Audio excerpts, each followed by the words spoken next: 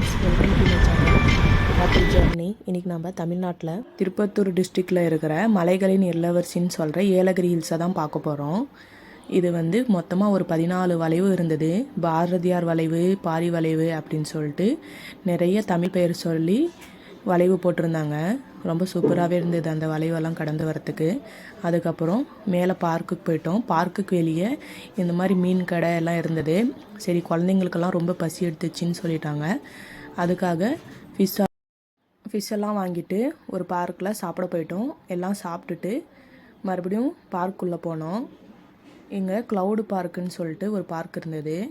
இது ஏலகிரி மலையில் மேலே ஏறினோன்னே கொஞ்சம் உள்ளே போகணும், லாங் டிஸ்டன்ஸில். பார்க்கு ரொம்ப சூப்பராகவே இருந்தது.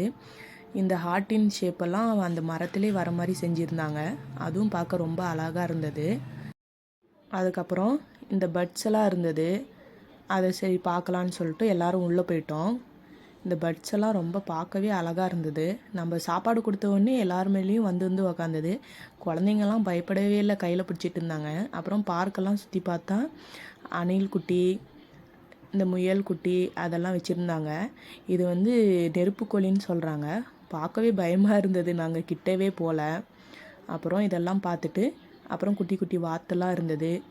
அப்புறம் இந்த கலர் கோழி குஞ்சு இதெல்லாம் வச்சுருந்தாங்க. இந்த குட்டீஸெல்லாம் பார்க்குறதுக்கு அவங்களுக்கு ரொம்ப நல்லாயிருக்கும். அப்புறம் இதெல்லாம் ஃபாரின் எலி போல் இருக்குது.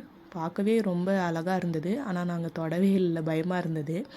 அப்புறம் ஃபாரினில் இருக்கிற பூனைக்குட்டியெல்லாம் வச்சுருந்தாங்க. அது தூங்கிட்டு இருந்தது பாவம். இந்த பிளேஸ் எல்லாம் ரொம்ப ஃபோட்டோஷூட்க்கு சூப்பராகவே இருந்தது.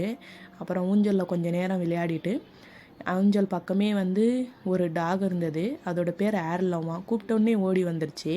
அதுக்கப்புறம் ஃபிஷ்பா போயிட்டோம் எல்லாருமே. எல்லாம் ஃபிஷ் வரதை பார்த்து காலை தூக்குறாங்க மேலே பயப்பட்டுட்டு.